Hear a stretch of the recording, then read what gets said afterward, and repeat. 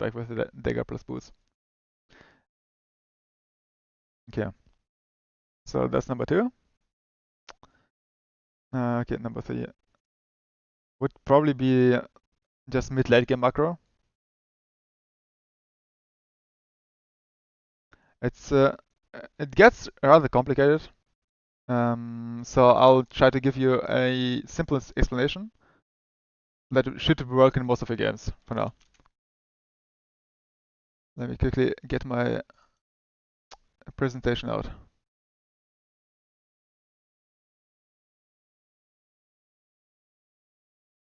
Also, you want to play for objectives and stuff. This is probably something you've heard a couple of times already. But there are a couple of ways how you can contribute to an objective, especially as a Yone Aurelia player.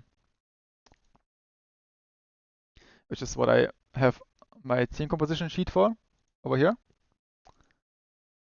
And right here it just describes the different types of team compositions and how they play, how they interact. Yeah. So as Yone, you do have a couple of options. You probably can split push, right? You can just play some dive heavy team comp. I think that's what Yone is best at, right? Yeah. So we'll just look into those. Just dive heavy comp, exactly, fast, strong fights with big ultimates. So this is what a dive comp would look like. They will just try to dive into the opponents, just move forward and have someone on the flank to get access to the important carries. Kind of depends on how you set it up, but this would be a perfect situation where you just get your carries, your flankers on the flank.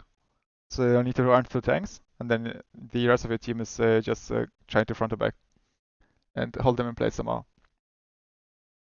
So as Yone, typically you would want to try to get on the flank on one of these positions, right? And try to hit carries. Yeah.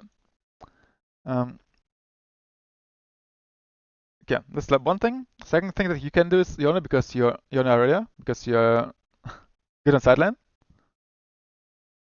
You can try and split push. And how split push works is you typically have someone who's very strong on sideline that you can't contest with one champion, right? So if you are so strong, they need to send at least 2 champions to contest you. What you're trying to do is you try to push the lane, and then when you push the lane, your team should be trying to play for something, right? So in this scenario, Fiora pushes sideline, that her team starts Baron, because they know that Vi is needs to help out, right? So you see Vi, you back off, your team just continues doing Baron. If they don't send Vi, if they send Vi to Baron, then you can get tower for free as a Fiora. So this is like